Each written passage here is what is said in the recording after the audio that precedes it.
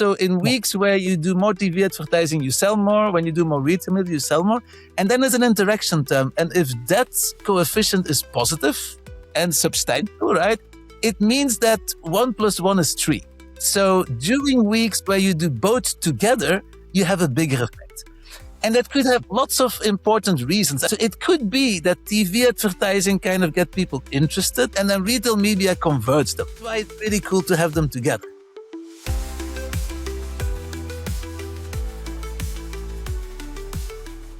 Hello everyone, I'm Rajeev Nair, co-founder and chief product officer of Lifesight.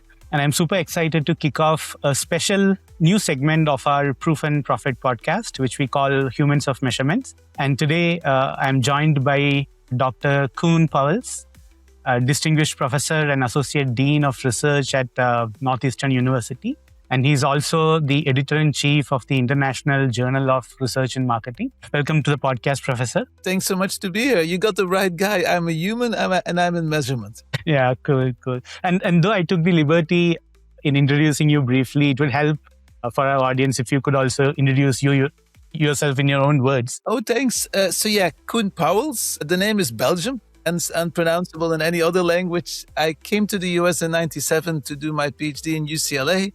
And the title was Long-Term Marketing Effectiveness. So for about 25 years, both in practice and in academia, I've been researching, publishing, and working with basically companies and organizations who wonder what the long-term effect of their actions are going to be, whether that's product pricing, advertising, distribution, and basically kind of predict what the reaction of consumers are going to be, of competitors, and then to come up with, hey, this is the likely net effect going to be of your action to basically fit into an ongoing measurement system. And when I was researching your work, I also found some very interesting things that you are a long distance runner and you've been an entrepreneur back in the day in Belgium. I always loved startup companies or even very big organizations which have a startup culture. So I was 5 years in Amazon ads in New York, which was really great. Mm-hmm. And I took up long distance running just 3 years ago, which is absolutely fantastic combination between exercise and community, because just like in life, you have to slow down a bit to talk with other people and listen to them. And that's what I'm doing on my long distance runs. So Professor, for today's discussion, I thought we'd anchor our discussion around this idea of unified marketing measurements. From our vantage point, one observation that we have was over the last 2 years, marketers have started to warm up to this whole idea because earlier when we were talking about these concepts of causality, incrementality, models, calibration, all of that, it was very hard to get an audience in the marketing org. But that's changing now. And I guess thanks to a large part to thought leaders like yourself, who has been emphasizing on the need to think about causality and incrementality and things like that. But the point that I want to hear from you is, why do you think that there is this newfound appreciation for these concepts? Right? Is it because their attribution is now breaking because deterministic tracking is no longer possible? Or is there some other forces that's sort of acting in the industry which is driving this? Well, I would say three major forces. So number one, as you said, the people who really believed in deterministic multi-touch attribution are coming away from that one, I think both for technical and privacy reasons. So my argument has always been, if you have millions of potential consumers, right? Why are you so interested in knowing if I give an ad to you, Rajeev, that, because of the ad, you bought my product? What I want to know is in a more strategic overall level, let's say at the ad channel product level. If I spend 20% more or less on a certain ad channel, I'll get incrementally more profits or not. So the whole kind of following people individually online, I found it not just creepy, it's also unnecessary and can kind of, diffuse the actual decision and discussion that you need to have. I would say number two, people have always said, including me, that it was never holistic. So we are exposed to lots of stuff that is not deterministically measurable, right? Out of home, TV ads, talking to friends and family. So it was never a complete picture of everything that we could do. And then number three, I would say incrementality has been much more emphasized by more financial types in organizations. So they're like, hey, you come up with this huge ROAS, but my business doesn't grow. So what on earth is going wrong here? So the kind of I'm an engineer, so I think about input, throughput, output. So I think about what you put in as marketing, as time, and as resources of the organization. I'll think about the ultimately hard metrics output as maybe sales or profits or donations or stock price, right? And then I'm interesting for KPIs in between that tell you if you're going in the right direction. But I recommend to everybody to at least, make that system for your own company or your own workflow. And then you can see which measurement method is the best in every given stage. So if we zoom in on MMM for the time being, which is really having its moment under the sun right now, right? So how much of that momentum is being carried by the democratization of model building through, say, open source libraries such as Robin, Meridian? So put differently, would this renaissance be happening at the same pace even without access to these open source libraries? I think it would happen without them. And that's because the ease of use of MMMs has greatly improved over the last 20 years. And it's partly because marketers with the experience of MTA have demanded faster MMM, right? And at least kind of better data flow. So in the old days, it took, 80 to 90% of a good MMM was just making sure the data came in and had the right quality. And so there's a lot of very cool tools, including AI, and the open source software helps a lot with that too. That does make the data flow faster. So if you had to wait a quarter, in the old days, it's now within weeks or even days. And that's not, how long it takes to estimate a model. Model estimation actually takes a surprisingly short time, even very sophisticated models. It's all about your whole data system around it. What I do think is that the open source packages have done is if they have, make the psychological threshold lower, right? So if I'm now a marketing team of one in a relatively small organization, I can get started. And the nice thing with MMM that I think half of the benefit comes from just thinking through it and getting some results, which don't have to be perfect. And that's kind of half of the benefit. And then, of course, the proof of the pudding is always, does it help you change decisions? So when people hire me and they say, hey, what's your ROI? I'm like, that's simple. If you're not willing to change any decision, then my ROI is zero, right? And so if these open source packages can get you started and get you, some buy-in in your organization, that is absolutely fantastic. Awesome. So this brings me to the next question, which I believe is perhaps the biggest question of the day, right? Because there's been this recent paper which you published with Julian Runge. So apologies if I got his name wrong, but that made some waves, right? So it's a practice-oriented look at open source MMM, the challenges, opportunities, and so on and so forth. So when Julian shared this in LinkedIn, it landed as almost provocative, right? It seemed to imply that between generative AI and open source packages, MMM is basically a solved problem. So I want to just push on that a bit, right? So where does the easy automated path to modeling start to fail, right? So you've been very vocal about the fact that misspecified models are now more accessible because of some of these libraries. So is the industry underappreciating the parts you can't vibe code when it comes to modeling and marketing measurements? I think so. So my first book for managers was called It's Not the Size of the Data, It's How You Use It. That was, back in the big data hype. And I was like, oh my God. The organizations I work with can't even make good use of the small data they have. So big data is just going to exacerbate the problem. And so there's the danger here too. But what I was kind of going to say is that there's a lot of kind of things that you have to think through as a manager before you really start the model and the technical stuff. And so I always have managers just draw a map of what are the KPIs in your mind with your experience? What has to happen before somebody would buy from your company or stay with the customer and so forth? And if you first think through what you need to know and only then bring it to the metrics available in the model, then you're going to do way better than just take whatever metrics a platform gives you for free or give whatever software. What I like about the current open source packages is that their defaults are pretty good. Okay. And so they're off the shelf, right? And I have used off the shelf software myself. And if it updates regularly with the latest kind of findings of academics, which they do, of course it's lagging a bit, but the default settings are pretty good. So you don't have to spend that much time kind of thinking through everything. I would say, especially if you don't have that much data about your own company or your industry. The defaults are pretty good. And of course, it's an iterative process, right? So you run the model, you change the decisions a little bit based on it. Then you see all the ways in which it doesn't fit. And then based on your new data, because you did the experiment, you can actually say, hey, wait a minute. It captures the short term very well, but not the long term. Or it captured the main effect of my actions, but not their halo effect or synergy. And so I think it's a good start to get more specific about what's needed for your industry and your company. True. So you actually hit upon a very interesting point, right? So about long-term effect, synergy, halo effect, and all of that. So when we think about marketing measurements, I think you have been in this space for decades now, longer than what most of us are. So I, from my personal experience from the industry, I always find a standardization problem in the sense that how do we define long-term effect? What is halo effect? So in academia, perhaps it's clearer, right? So halo effect has to mean something very specific before we even discuss that, right? But that's not the case with industry, according to my observation, because I've seen cases where even time varying effect is called halo effect in some cases. Oh, yeah.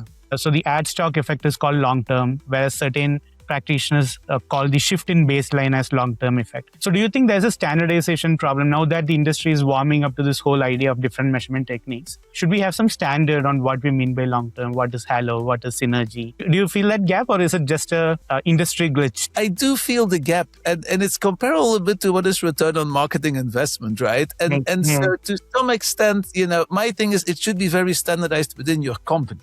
Everybody should understand exactly what is meant. But that doesn't mean it has to be exactly the same definition as the next company. So, because there are specific kind of things and what you can get buy-in for, that makes me pretty tolerant for alternative definitions, right? And of course, consultants like to run with popular terms that, may not mean it. I mean, engagement is a great example. I mean, what is engagement of the customer? But so synergy is pretty tightly defined, and there's wonderful, readable papers by some of my colleagues too. So if you like regression, right, and you regress your sales on, let's say, TV advertising and retail media, and you have a certain kind of, coefficient, a positive effect, add the interaction. So let's say this is weekly data, right? So in weeks where you do more TV advertising, you sell more. When you do more retail media, you sell more. And then there's an interaction term. And if that coefficient is positive and substantial, right, it means that 1 + 1 is 3. So during weeks where you do both together, you have a bigger effect. Yes. And that could have lots of important reasons. And I always dig to why. So it could be that TV advertising kind of get people interested, the awareness, the upper funnel part, and then retail media converts them. And that's why it's really cool to have them together. It could also be, by the way, that coefficient could be negative. We found that for some cases in product placement in movies and TV ads. So people got upset because you kind of, you disrupt their TV with this TV advertising. And then also you're in their favorite movies and they get annoyed with it. So there's a possibility for negative synergy or, zero. And so synergy is pretty tightly defined. And this means a lot, by the way. So in lots of cases, I'm brought in because somebody tries to make a case for a more upper funnel action, right? Let's say you're brand building. Or in B2B companies for the whole marketing department, because B2B companies want to pay the sales force who makes the sale. And so these interactions and synergy basically tell you if there is synergy, then first of all, you should spend more overall, which is always good, right? Yes. Number two, you should spend more on the less immediate effective action, the upper funnel typically, because it makes the lower funnel more effective. And then if that happens, people kind of say, oh, so that's great. And then, of course, we validate it with experiment, but it creates a whole interesting dynamic of discussion within it. True. And so in our case, this negative synergy, we call this cannibalization effect. Yeah. And we have had some very interesting observations even, and there could be cannibalization between products, right? So when you launch a new product, it cannibalizes your existing product sales. When you place a product in Amazon, for instance, it cannibalizes your direct-to-consumer sale, and also there's some very, very interesting effects that we could observe when we look for interaction effects. And I think kind of a key kind of problem in all organizations is people live in silos. Data live in silos, people in silos, and your showing cannibalization is so important because people, a lot of times, they're incentivized only to think about their own product or their own brand.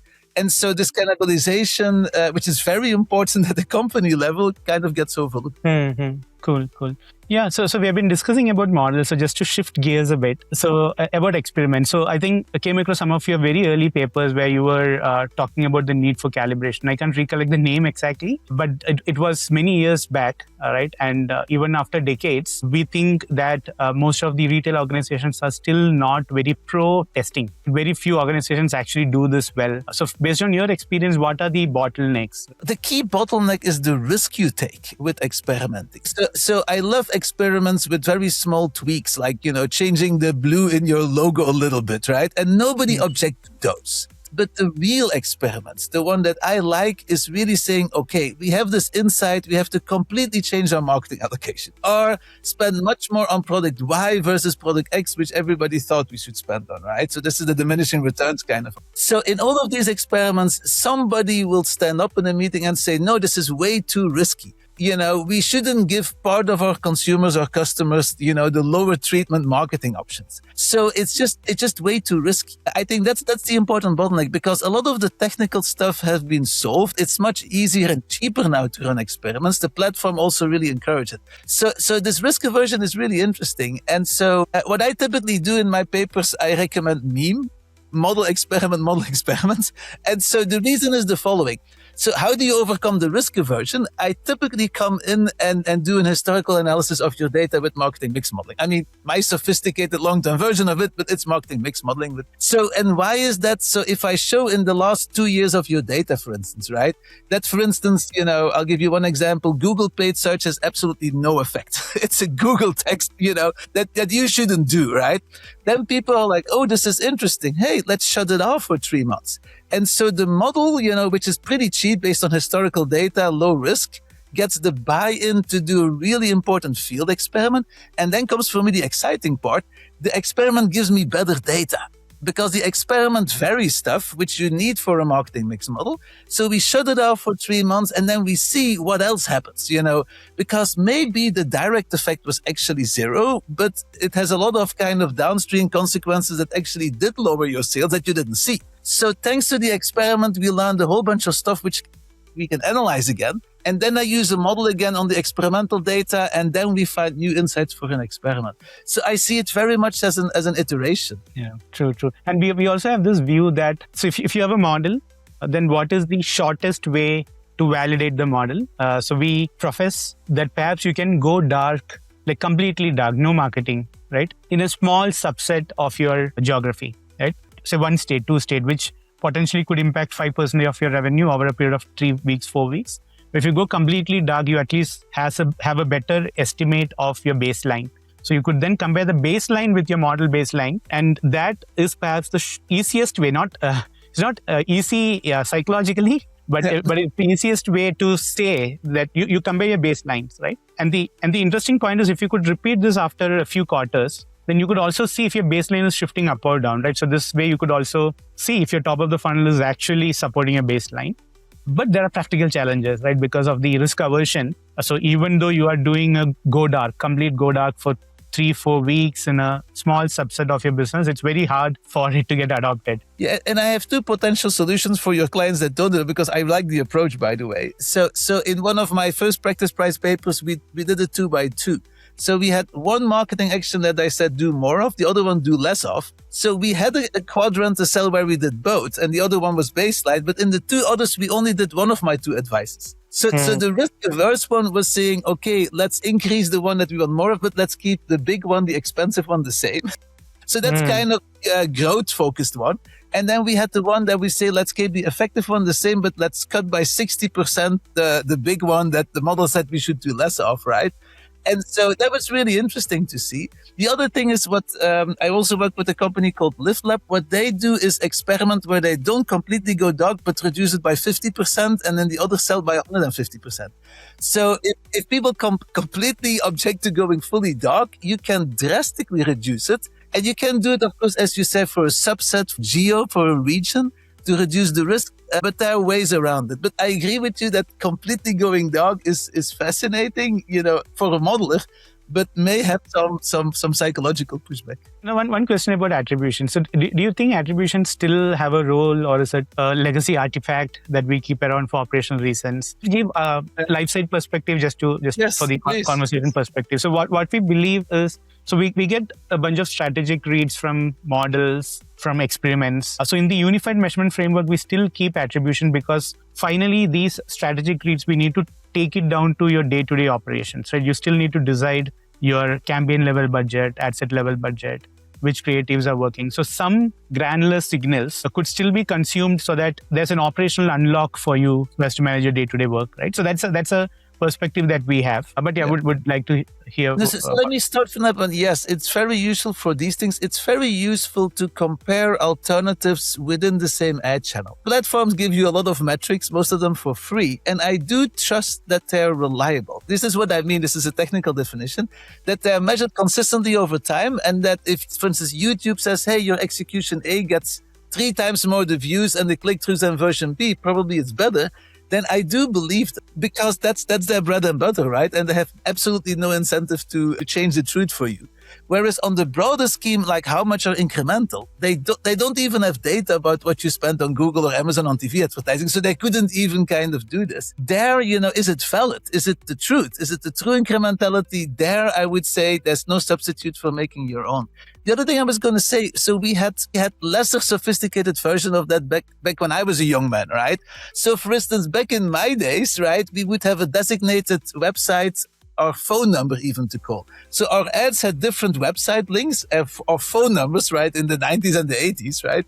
I go back that far, where you did had something about, the people must have seen that ad.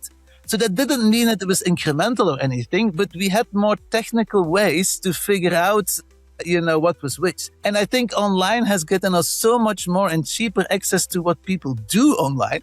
And we should make use of that richness, with realizing it's not complete. And we also don't know why people do it. So I had that fun experiment. This was with Microsoft, right? So if people come to your website, it's typically counted, hey, they're interested in buying something new. But 55% already had a Microsoft product and came to kind of ask questions, and they were not in the market for a new product whatsoever. So always realize the web tells you a lot about what people do online. It doesn't always tell you why they do it. And so you still need to augment it with other stuff for that. So one question on this advent of AI, right? So how do you think AI is going to disrupt or augment the space of marketing measurements, right? So do you see AI as just an interface which makes it easy for you to access these insights? You could perhaps tap into these insights from Claude directly and things like that. Or do you think that AI would fundamentally even improve your experiment designs, improve your models? So from your vantage point, how do you gauge? I think it makes things very efficient and can also open up stuff that before we just couldn't do, as long as you know what you're doing. And so kind of this goes back, I think one of the papers that I reviewed and accepted, they gave, vibe coding to coders, and the experienced coders gained 60% in productivity, and the inexperienced ones lost productivity because it took them more time to take out the errors than doing it from scratch themselves. So I still think there's a lot of room for an experienced human. And so our expertise really helps because we can really see where AI, makes things more efficient or add value. And so I think, just like in making the ads themselves, right? I think AI is really threatening, with all due respect to mediocre so-called experts and mediocre ads, because people are now worried about AI slop in ads. But humans have made, not so good ads for decades at least, right? So yes, AI is now good enough for most of maybe the maintenance stuff, right? If you want to keep a little bit top of mind, but it's not going to get you the breakthrough ad that goes viral and that people will remember you for 10, 20 years. And I think the same thing goes for measurements. So throughout our years of experience, we have learned stuff and across clients that is really going to help us to see where AI fits in and where it can maybe lead us astray. Do you have a favorite AI tool that you have been spending a lot of time? So my university got big things on Claude. And so I absolutely love Claude. I also I must admit, I'm a fan of the company of Anthropic. And so what I really like about it, that it does learn my preferences over time. My digital twin is like me, but more rational, more consistent in preferences. So there's, I have a big conference on, whether synthetic data is representative for consumers, right? Whether you can just do away with asking people and so there's some limitations because your digital twin is much more open to new technology and new experiences, specifically new AI tools. But I'm like, hey, this is a limitation if you're doing it as a marketer. But for me as a consumer, I love it because I want a more rational digital twin to check out all of my streaming subscriptions and see which one I should cut. And Claude is very good in kind of reminding you, hey, wait a minute, this is not consistent with something else. And also doesn't have this inertia that I have, that it takes me a while to try something new. And I'm in general a bit skeptical of technology. I want to see the use case. my wife, for instance, and my father-in-law are so much more technologically kind of curious and trying out everything. So I think, I could ask them, of course.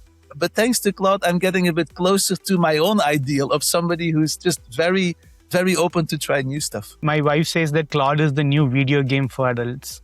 So like, is she a bit upset that you interact with it so much, or is that? Yeah, it could get very addictive. I mean, and it makes sense. And yeah, because I have a lot of use for it in my hobbies. And so translation things and other things that are just very good. So I use it, very little in my work because, for instance, in academia, you have a certain voice, right? That people apparently appreciate the way I write stuff, that you have to be careful for what they now call cognitive surrender. So you do have to see what your expertise is and your added value as a human. So we are reaching the end of this discussion, sir, but a couple of last two questions. So one is a slightly serious one, which is what are your other areas of interest now? So we know your interest in this marketing measurements and all of that, but are there any other research interests that you're currently pursuing? So yes, so in 2 days for the Association of National Advertisers here in Boston, I'm giving a whole speech on influencer marketing and specifically going beyond the metrics of follower count and so forth,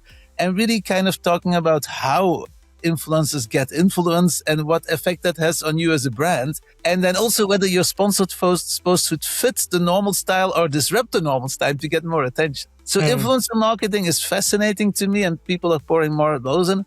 And then I do a lot on kind of how do consumers, employees, and managers react to AI, which is, was your previous question. And how can we make sure that companies still invest in humans, which is, my big slogan. So this whole current fashion of being extremely profitable and firing everybody, I think is really detrimental, not just for the people you fire, but also really for your organization. So I have been challenged in every part of the marketing, research and marketing process to say, hey, where and how exactly do experienced humans add value?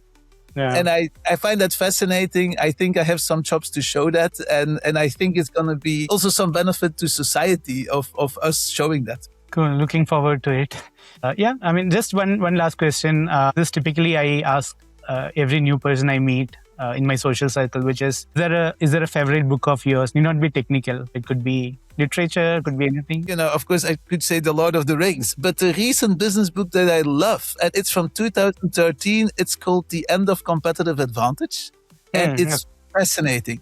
So it's the strategy professor from Columbia that basically has, dived very deep in companies that basically see change as a normal thing. So instead of going in one direction and then saying, oops, this is loss leading, we're going to have to cut and being very disruptive, they just know that their cash cow will have to be replaced. And so they're very good in very agile kind of checking out new spaces and then having the employees also move around. And so The End of Competitive Advantage, I didn't want to read it first because I thought the title was boring, because I have shown with strategy professor Daveni that there's no such thing as an enduring competitive advantage. It's all running faster than your competition, right? Yeah. So I'm like, duh. But then somebody recommended the book to me, and the content is way deeper and more insightful and relevant right now in this AI change than the title suggests. So I was also reading this book called Decision-Driven Analytics. I can't recollect the author's name. He's a professor in Wharton, I believe. I think this is Stefano Pontoni and... Stefano Pontoni. Yes. But so it touches upon a lot of things that you have been explaining. That you should first start with the decision that you really want to make, and then seek data to support or contradict the decision, right? So instead of just doing analytics for the sake of analytics. So when you were explaining that, I was thinking of this book. Oh, that's great because working backwards from the decision is always key. And also if the analysts do that, then the decision makers will listen to you more. Because sometimes the silo in companies is also between the analysts, which are very smart and very technical. But when they give their advice to the decision makers, there's often a lost in translation. So working backwards from what the decision makers really need, how much accuracy, when they need it, is absolutely crucial to kind of have a good iteration in your company. I think that's all I have for today, but it's been very kind of you to have come on this podcast and spend this time with you. We have all learned a lot from you. Thank you. Thanks for having me.